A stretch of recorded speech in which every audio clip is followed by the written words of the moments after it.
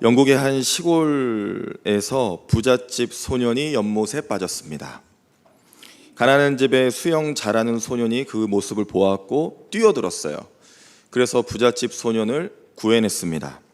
그리고 둘은 아주 친한 친구가 되었습니다. 어느 날 부잣집 소년이 자신을 구해준 이 가난한 집 친구에게 묻는 거예요. 너에게 소원이 있냐고. 나 그 소원 궁금하다고. 그랬더니 가난한 집 친구가 이렇게 말합니다. 나의 소원은 런던에 가서 의학 공부를 해서 의사가 되는 게 꿈이라고. 그렇게 구체적으로 얘기했습니다. 그리고 고민하던 이 부잣집 소녀는 집에 돌아가 부자인 아버지에게 얘기했죠. 아버지, 그때 나를 살려준 그 친구가 꿈이 런던 가서 의사 되는 게 꿈이라는데, 그랬더니 아버지가 도와줬어요. 그래서 이 플레밍이라고 하는 가난한 집의 이 친구는 부잣집 친구의 도움으로 런던에 가서 의학 공부를 했고 의사가 됐습니다. 그가 바로 페니실린을 발견하고 1945년에 노벨 생리학, 의학상을 받은 알렉산더 플레밍이었습니다. 그런데 그 페니실린을 발견한 지 얼마 되지 않아서 이 부잣집 소년 친구가 폐렴으로 위독한 상태에 빠졌습니다. 그래서 이 플레밍이 페니실린을 들고 그 친구에게 찾아가 그를 살려냈어요. 그렇게 살아난 친구가 바로 2차 세계대전의 영웅이자 1953년 노벨 문학상을 받은 윈스턴 처칠입니다.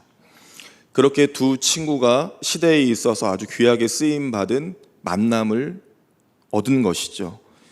여러분의 인생을 결정지을 만큼 혹은 여러분에게 큰 영향을 준 그런 결정적인 여러분에게 만남이 있으셨나요? 오늘 사울이라고 하는 이 로마의 군인은 어딘가를 향하여 위협적으로 달려가고 있습니다. 그 목적은 예수를 믿고 따르는 사람들을 체포하고 예수의 제자들을 옥에 가두기 위함이죠. 그 일념으로 자신의 신분과 지식과 모든 것을 총동원해서 또 특별한 자신의 종교적 열심을 가지고 유대교를 신봉했던 그 열심을 가지고 지금 달려가고 있어요. 그런데 갑자기 멈춰졌습니다. 자신의 의지가 아니고요. 땅에 떨어져 엎드리게 되었어요. 그림 한 점을 준비했습니다. 여러분, 이 그림이 어떤 그림인지 보이시나요? 떨어져 있는 사람이 누군지 금방 아시겠죠? 사울입니다. 이탈리아 로마의 산타 마리아 델 포폴로 성당에 걸려있는 그림이고요. 아주 유명한 작품인데 카라바조의 담에색 도상의 개종이라는 제목의 그림입니다. 그런데 이 그림이 미술사에 있어서 아주 긴 시간 동안 그려진 1601년부터 거의 350년 정도를 존중받지를 못했습니다. 미술 평론가들 사이에서는 최악의 그림으로 그렇게 불려졌죠. 왜냐하면 이 그림은 기독교 종교화이고 이 사도 바울이라고 하는 인물의 위치가 기독교 안에서 너무나 크고 중요하기 때문에, 그런데 그 사도 바울은 저렇게 널브러져 있고 말이 더 크고 빛나다라는 겁니다. 그 이유 때문에 계속해서 그러한 혹평을 받았고요. 미국의 미술학자로 르네상스 미술사의 거장인 베르나르드 베레스는 이 그림에 관하여서 1953년에 이런 평가를 내리는데, 말이 깃보다 더 중요하고 멍청한 동물이 성인보다 더 중요한 것보다 부조화는 없다. 거룩하기보다는 사악해 보인다. 라는 정말 큰 혹평을 내렸습니다. 미켈란젤로의 성 바울의 회심과 같은 대작을 제가 보여드리지 않고 카라바조의 담에색 도상의 개종을 보여드리는 이유가 바로 여기에 있는데요. 이 그림은 최근에 여러 재해석을 통해서 걸작의 반열에 올랐습니다. 여러분, 말 밑에 넘어져 있는, 엎어져 있는 저 사울의 모습, 그런데 뭐가 도대체 문제일까요? 여러분, 사울은 처음부터 빛났던 존재가 아닙니다. 이 그림의 이면에 담겨져 있는 주님의 강제적인 부르심과 그저 아무것도 할 수 없고 아무것도 볼 수 없고 아무 말도 할 수 없는 그저 아무것도 아닌 죄인 중에 괴수라고 자기를 표현한 그 사울을 잘 그린 그림이 아닌가라고 하는 것은 어쩌면 제 무지함에서 온 판단일 수도 있겠습니다. 네, 됐습니다. 지금 사울이 엎드려진 곳이 바로 다메섹이라고 하는 곳입니다. 다메섹은 시리아의 수도이고요. 유대인이 밀집하여 사는 곳이 따로 존재했을 만큼 유대인이 많았던 동네입니다.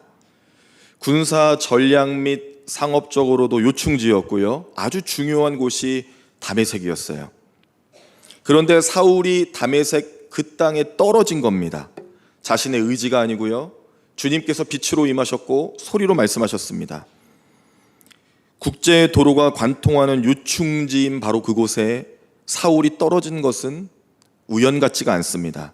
이제 사울이 바울이 되어서 그리스도의 복음을 세계로 전함에 있어서 다메섹보다 좋은 곳이 없을 것 같습니다.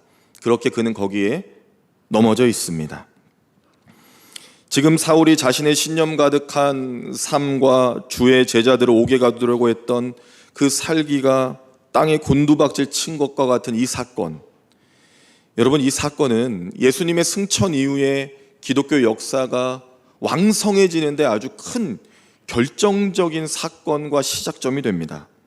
박해자였던 사울이 전도자 바울이 된 사건, 여러분, 이것보다 결정적인 만남이 과연 있을까 싶을 만큼 그의 인생을 송두리째 바꿔버렸고 또한 기독교 역사의 새로운 장을 열었지요.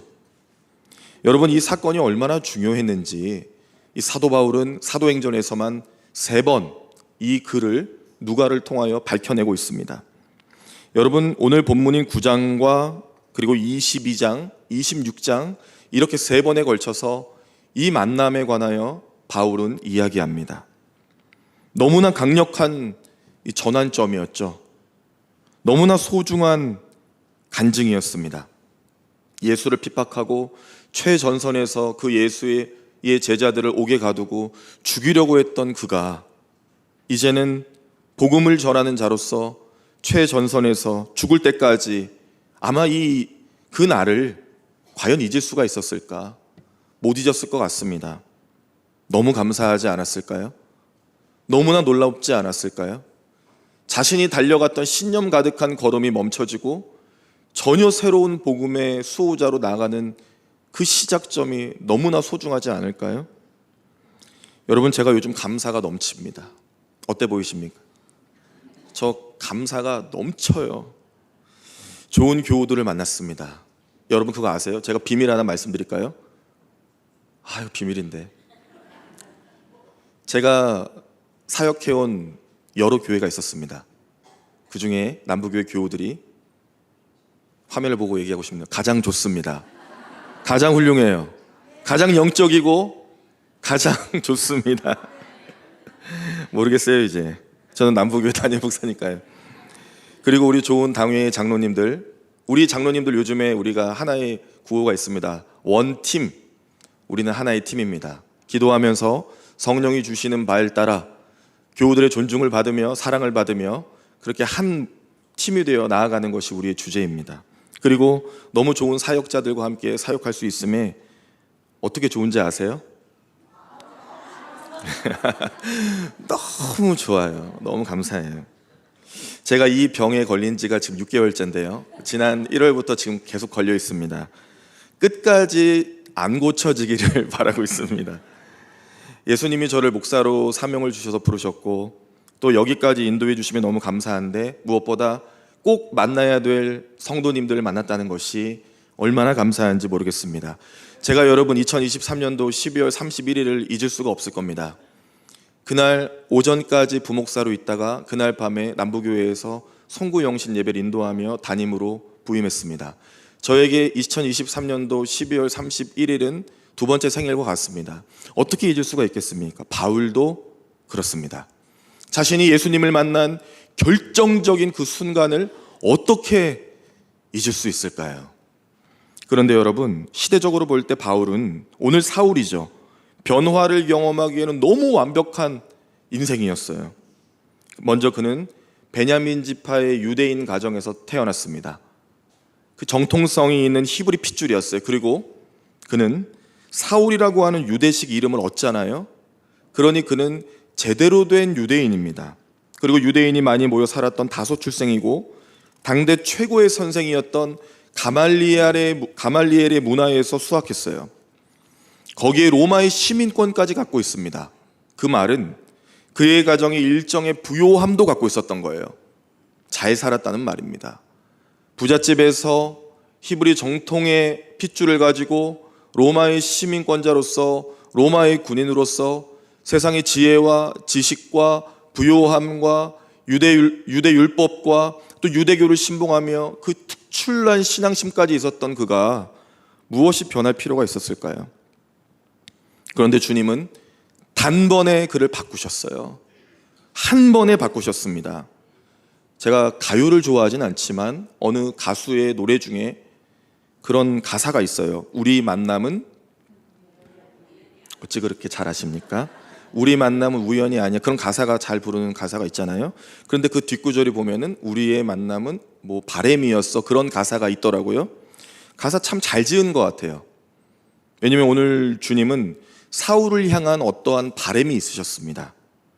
결코 우연이 아니에요.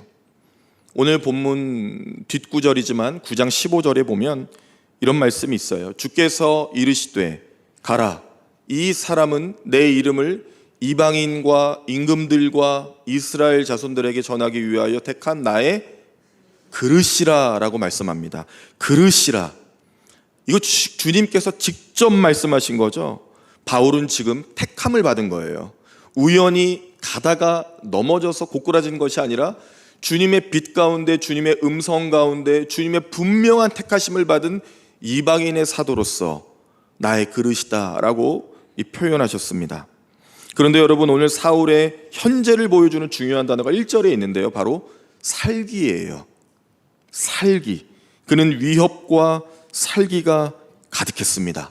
오직 하나의 신념, 유대교라고 하는 오직 성부 하나님만이 존재한다, 그분만이 구원이시다라고 믿는 유대교를 신봉하면서 그 종교적인 열심이 가득했는데, 예수라고 하는 자가 나타나 하나님의 아들이라고 하고 이렇게 이스라엘의 모든 것을 회방하고 있는 것처럼 보였던 거죠. 그 위협적인 존재와 그를 따르는 신봉자들을 제거하겠다라고 하는 신념이 있었어요. 여러분, 그리스도를 만나지 못한 모든 인생이요, 영생을 얻지 못한 모든 분들이요, 그분들이 비록 교회를 핍박하지 않고 우리가 교회에 나오는 것을 방해하지 않는다 할지라도요, 자기의 삶이, 자기의 가치관이 종교처럼 중요할 수밖에 없습니다. 진리 없는 맹목적인 열심과 헌신이요, 누구도 넘볼 수 없는 교만과 지식의 충만함이요, 내 의지와 계획과 방향이 절대로 옳다라고 하는 그 달려가는 길 모두가 다메섹 도상이에요. 사울이 당시의 기준으로 봤을 때 악한 자가 아닙니다. 그는 열심히 있었던 훌륭한 엘리트였어요. 그런 그가 고꾸라지면서 자신이 얼마나 죄인인지를 마주하게 됩니다. 너무나 큰 혼란과 혼돈이 있었을 거예요. 그것이 바로 사울의 현재, 살기입니다. 여러분, 변할 수 없는 존재로 우뚝 서 있는 이 사울을 주님이 강권적으로 부르셨어요. 사울아, 사울아. 그런데 이 강력한 빛에 대하여 사도행전 26장 13절로 이렇게 바울이 고백합니다. 왕이여, 정오가 되어 길에서 보니 하늘로부터 해보다 더 밝은 빛이 나와 내 동행들을 둘러 비추는지라 라고 아그리빠 왕에게 그렇게 말해요. 왕이여, 정오의 햇빛, 정오 때 햇살보다 더 강력한 빛이 나를 비추었다 라고요. 그리고 모든 것이 멈췄습니다. 정지했어요. 자기 존재를 고민하고 혼돈에 빠집니다. 그리스도를 마주한 사건은 그런 거예요. 내 모습, 내 생각, 내 것들이 다 멈춰지는 사건입니다. 그것이 바로 회심이죠. 지금 바울이 회심의 빛을 마주했어요. 여러분 잘 아시는 누가복음에 나오는 세리장 삭개오를 아마 잘 아실 겁니다. 세리장 삭개오가 지금의 사울과 같이 물질이 우상이 되어 살아갔던 사람이에요. 그런데 예수님께서 그를 만나주셨고 그가 완전한 변화를 경험합니다. 사람들 눈에는 돈밖에 모르는 저 악한 죄인을 왜 예수님이 만나주시고 함께 식사하시는지 이해가 안 됐지만 예수님은 그들에게 말씀합니다. 아니다, 아브라함의 자손이고 삭개오는 나는 잃어버린 자녀를 만나러 온 것이라고 그렇게 말씀합니다. 예수님에게는 삭개오도 나의 택한 그릇이었어요. 주님의 소유죠. 돈이 우상이 아니라 주님이 주인이 되었을 때 인생이 완전히 그 방향이 바뀌었어요.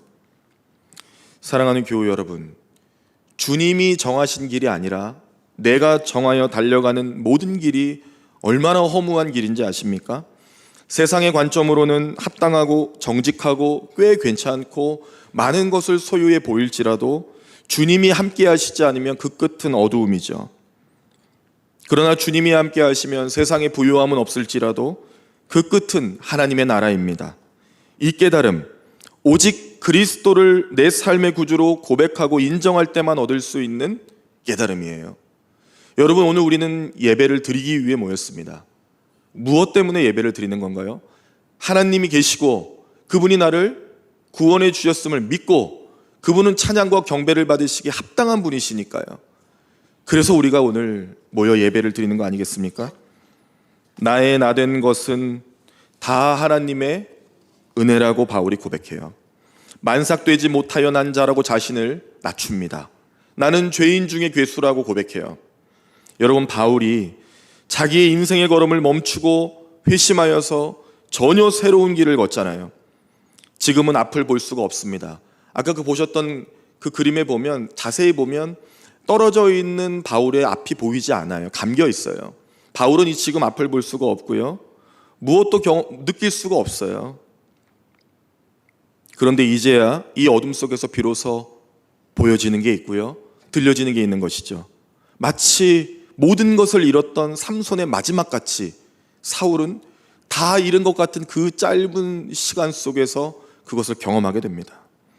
여러분, 때로는 어두울 때, 내 힘으로는 할 수 없을 때, 인생의 넘어짐을 경험할 때, 아무것도 잡을 게 없을 때 주님은 살짝 슬그머니 숨 쉴 통로를 열어두셔요.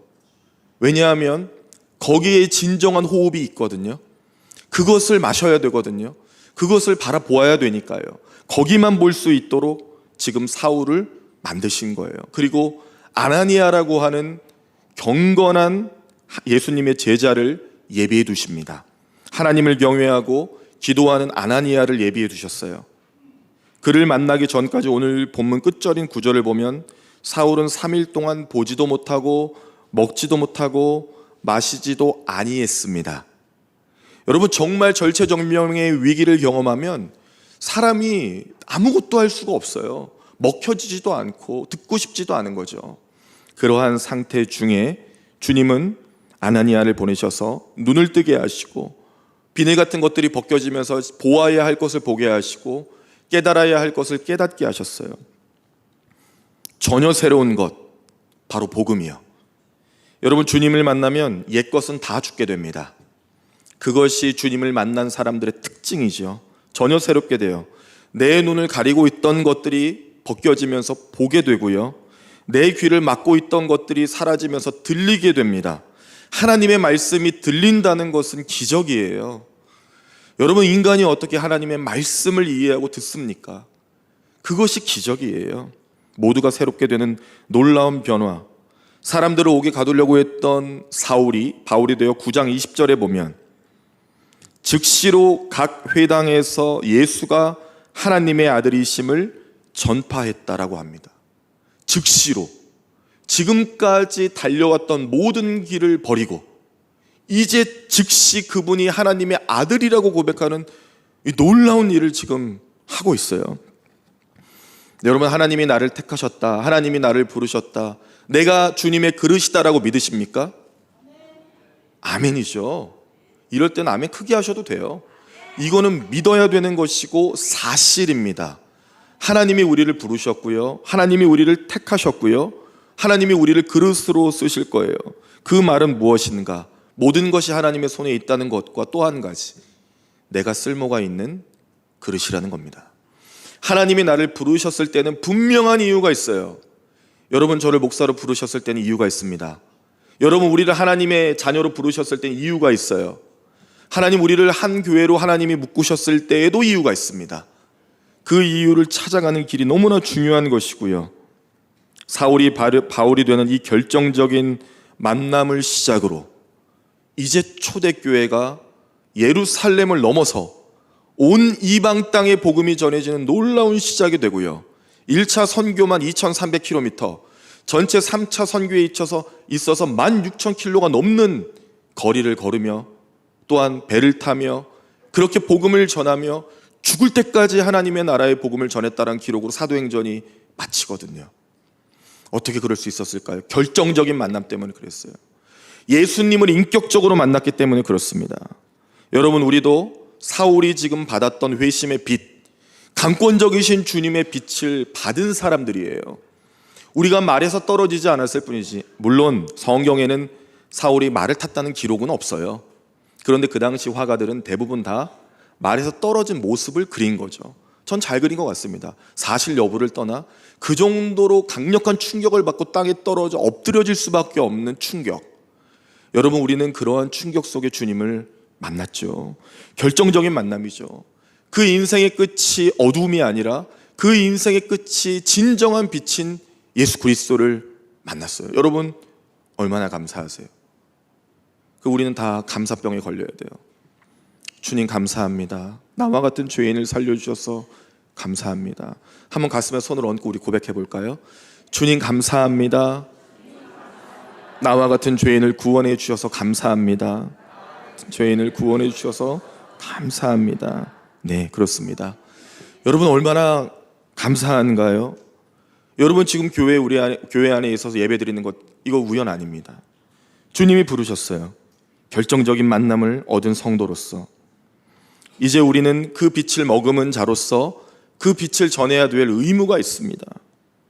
100주년 기념교회를 은퇴한 이재철 목사님의 책이죠. 제가 좋아했던 책입니다. 비전의 사람이라는 책이고요.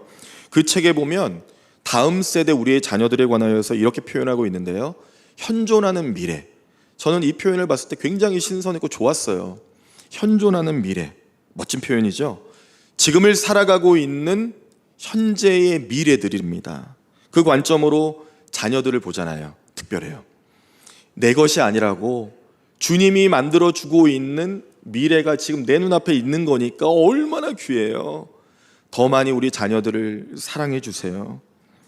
여러분, 지금 우리 교회는 청년부의 단기 선교, 여러분의 기도와 협력으로 태풍이 물러가고 안전하게 또 배까지 타면서 섬에 들어가 복음을 전했다라고 합니다.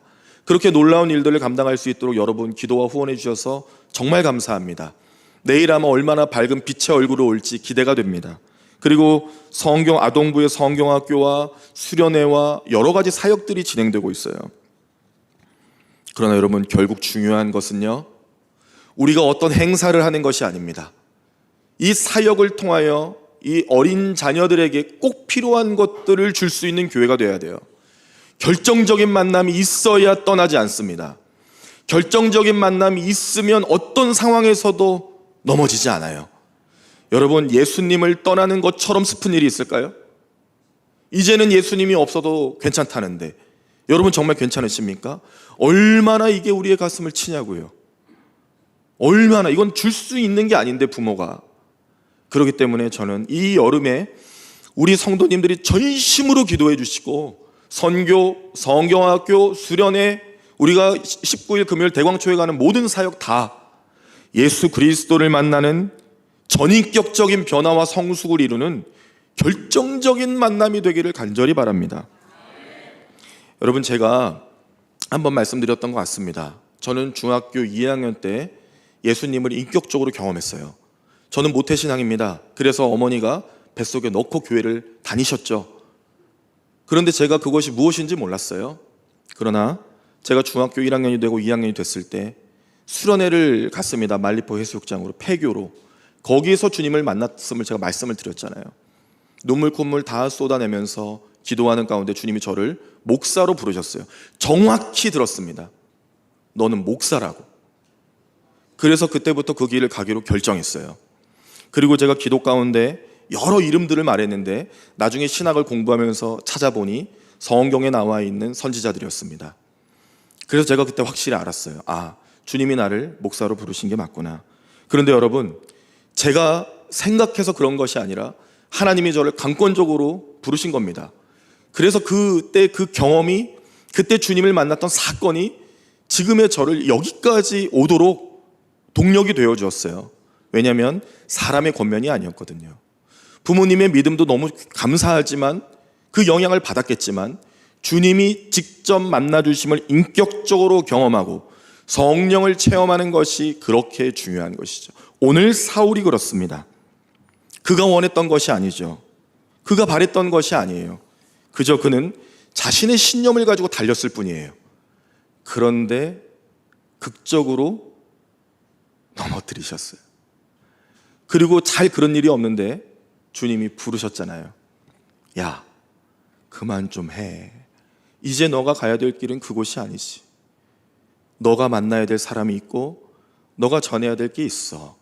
그러면서 밝히시는 게 넌 나의 택한 그릇이다 라고 하신 거예요. 그러니 얼마나 충격이었겠냐고요. 이 길이 아니다라고 한 번도 생각해 보지 못했던 완벽한 존재가 완전히 산산조각 나서 나중에 스스로 그러잖아요. 내가 알던 모든 것이 다 배설물이었다고.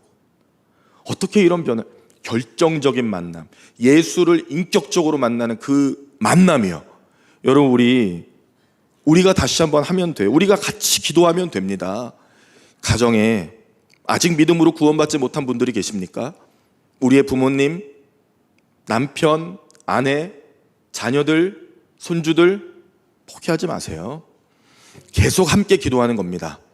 그래서 주님이 그 결정적인 만남을 허락하실 수 있도록, 여러분, 우리가 숨을 쉴 수 있는 이 호흡이 있잖아요. 이거 기회거든요. 하나님이 오늘도 기회를 주신 거예요. 이건 오늘 우리의 호흡이 아닙니다. 내가 숨을 쉬고 싶어서 쉬는 게 아니고요, 하나님이 허락해 주신 거죠. 할 일이 있어요. 그릇은 담아야 되잖아요. 이 빈 그릇을 뭘로 채우실 거예요? 이 물컵에 물이 담겨 있지 않으면 이 컵이 무슨 기능입니까? 만약에 빈 컵으로 여기 놔둬서 제가 이렇게 뚜껑을 열었는데 물이 없으면 제가 얼마나 상처받겠어요. 목이 마른데 제가 물을 마셔야 감사하다. 근데 물이 없으면, 예수님께서도 우리를 택한 그릇으로 잡고 계시는데 그곳에 영혼을 구원하는 사명과 복음이 담겨 있지 않으면 얼마나 마음 아프시겠습니까? 사랑하는 교우 여러분, 무엇보다 우리의 귀한 현존하는 미래들을 위하여 기도해 주세요. 여러분의 자녀를 위하여, 또 교회의 자녀를 위하여, 아직 믿음을 공급받지 못한 여러 이웃과 자녀들을 위하여 기도해 주세요. 저들이 예수님을 주로 고백하고 인정하고 신뢰하고 체험하고 그렇게 살아가야 진정한 인생의 길을 찾고 갈 수 있어요. 여러분, 우리가 이번 주 금요일에는 대광초등학교에 갑니다. 약 500명이 넘는 아이들을 만나게 되고요, 1, 2학년은 너무 어리고 통제가 안 돼서 어쩌면 TV 시청을 할 수도 있다는 가슴 아픈 이야기를 들었어요. 가능하면 주께서 허락하시면 다 만났으면 좋겠고요.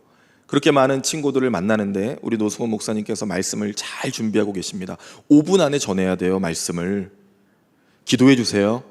그리고 찬양으로는 노아 선교단이라는 곳이 함께하면서 찬양하고 춤을 추며 하나님을 찬양할 거예요. 아이들과 함께 그 시간을 통해서 우리 교회에 대한 이미지도 잘 전해지면 좋겠지만 하나님의 말씀이 들려지고 찬양하고 기도하는 가운데 그들에게 강권적인 결정적인 만남의 시작이 생겼으면 좋겠습니다. 여러분, 기도해 주세요. 여러분의 기도가 얼마나 강력하고 놀라운지 아십니까? 제가 적는 기도 수첩이 있어요. 제가 우리 남부교회에 와서 쓰고 있는 기도 수첩이 있습니다. 정말 감사해요. 여러분, 우리가 함께 기도하면서 기도에 능력이 있는 교회니까 하나님이 하나하나 응답해 주어 가시는데 얼마나 감사하고 기쁜지 모르겠습니다.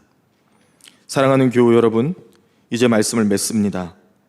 우리 모두 주님을 결정적으로 만난 바로 그 만남이 있었던 존재들이고요, 혹 이 자리에 아직은 주님을 그렇게 만나지 못한 분이 계시다면 하나님께서 속히 그렇게 만나주시기를 간절히 소망합니다.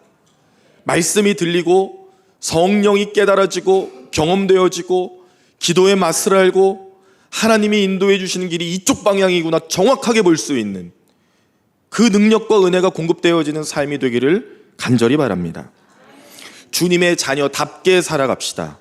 나 같은 죄인을 살리신 놀라운 은혜에 감사하며, 너무 감사하잖아요. 옆에 계신 분한테 한 번 더 인사해야겠어요. 너무 감사합니다. 옆에 앉아주셔서. 손도 한번 잡으실 수 있는 분 잡아주시고 인사해 주세요. 또 한번 인사할게요. 우리의 만남은 하나님의 은혜입니다. 우리의 만남은 하나님의 은혜입니다. 아멘. 결정적인 만남을 가진 예수 그리스도의 결정적인 만남을 가진 사람만이 할 수 있는 말이에요. 당신과 내가 만난 건 원수, 그게 아니고요. 당신과 내가 만난 것도 하나님의 은혜, 함께 곁에 앉아 있는 것도 하나님의 은혜. 나는 내 신앙의 스타일은 이런데 당신의 스타일은 너무 다른 것도 은혜. 나는 목소리가 이렇게 작은데 당신이 큰 것도 은혜예요. 왜냐하면 결정적으로 주님이 나를 만나 주셨고 변화시켜 주셨기 때문에 이것을 넘을 수 있는 게 없어요. 그 은혜가 너무 크잖아요.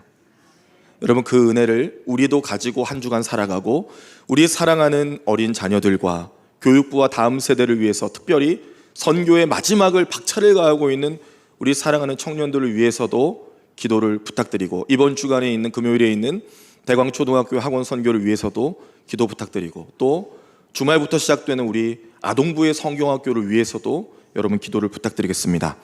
결정적인 만남이 차고 넘치는 어디 교회예요? 남도교회 될 줄 믿습니다. 기도하겠습니다.